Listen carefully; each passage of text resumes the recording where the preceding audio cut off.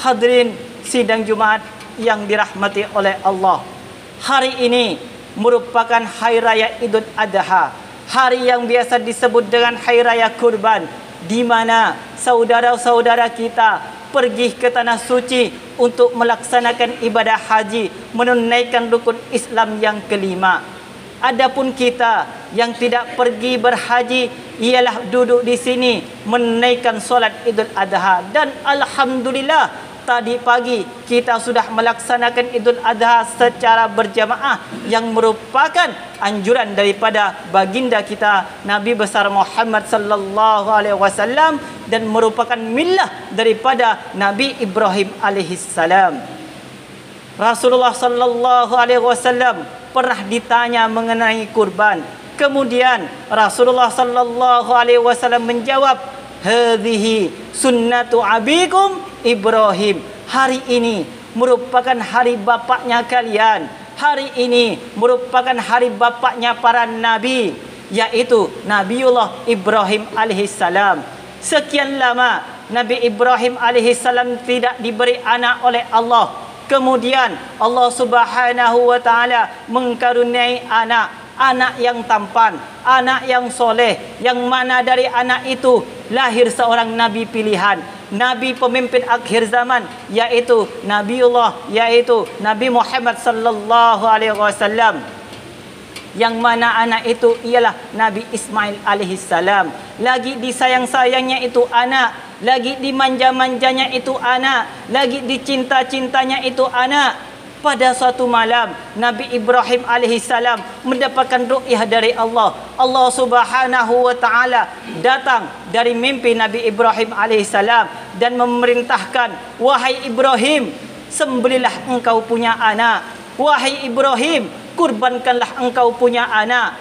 Mendengar perintah itu, Nabi Ibrahim alaihissalam sebagai nabi yang patuh atas perintah Allah, Nabi Ibrahim alaihissalam tidak mengatakan, "Ya Allah, sekian lama aku tidak mempunyai anak, dan ketika aku mempunyai anak, kenapa engkau memerintahkanku untuk menyembelih putraku?" Nabi Ibrahim tidak mengatakan seperti itu. Ucapan itu tidak keluar dari lidah Nabi Ibrahim alaihissalam, sehingga di dalam kitab dijelaskan bahwa Nabi Ibrahim alaihissalam mendapatkan gelar Khalilullah, mendapatkan gelar kekasih Allah dikarenakan 3 perkara. Salah satunya ialah Nabi Ibrahim alaihissalam lebih taat perintah Allah daripada perintah selain Allah Subhanahu wa taala.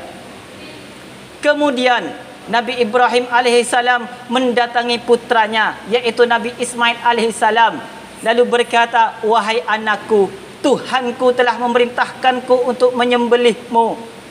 Mendengar ucapan ayahnya, Nabi Ismail alaihissalam sebagai anak yang soleh, sebagai anak yang patuh terhadap orang tuanya, sebagai anak yang cinta terhadap Allah Subhanahu wa taala, Nabi Ismail alaihissalam tidak mengatakan, "Wahai ayahku, tidakkah kau kasihan kepadaku?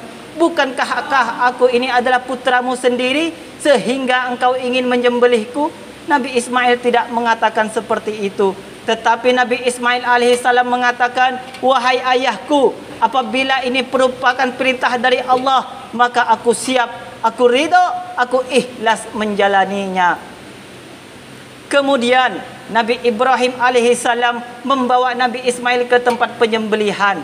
Sesampai di tempat penyembelihan, Nabi Ismail alaihissalam meminta 3 macam permintaan kepada Ibrahim. "Wahai ayahku, aku mempunyai 3 macam permintaan." "Apa itu anakku?" Katakanlah. "Wahai ayahku, yang pertama, tajamkanlah engkau punya pisau agar ketika aku disembelih nanti aku tidak merasakan kesakitan.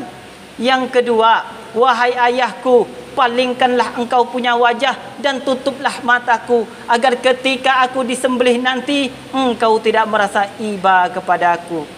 Yang ketiga, wahai ayahku, lepaskanlah pakaianku, copotlah pakaianku agar tidak terkena darah. Dan ketika pakaian ini sampai kepada ibuku, ibuku tidak merasa sedih." Kemudian dengan keyakinan yang mantap, dengan iman yang mantap, Nabi Ismail alaihissalam ingin segera melaksanakan perintah dari Allah Subhanahu wa taala.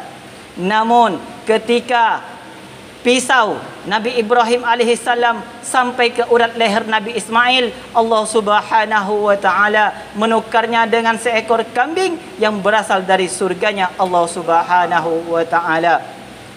Adapun kita yang belum bisa menyembelih kurban hari ini, maka sembelilah sifat sombong kita. Dan kita yang saat ini belum bisa pergi haji untuk melempar jumrah, maka lemparlah rasa dengki kita, maka lemparlah rasa dendam kita, maka lemparlah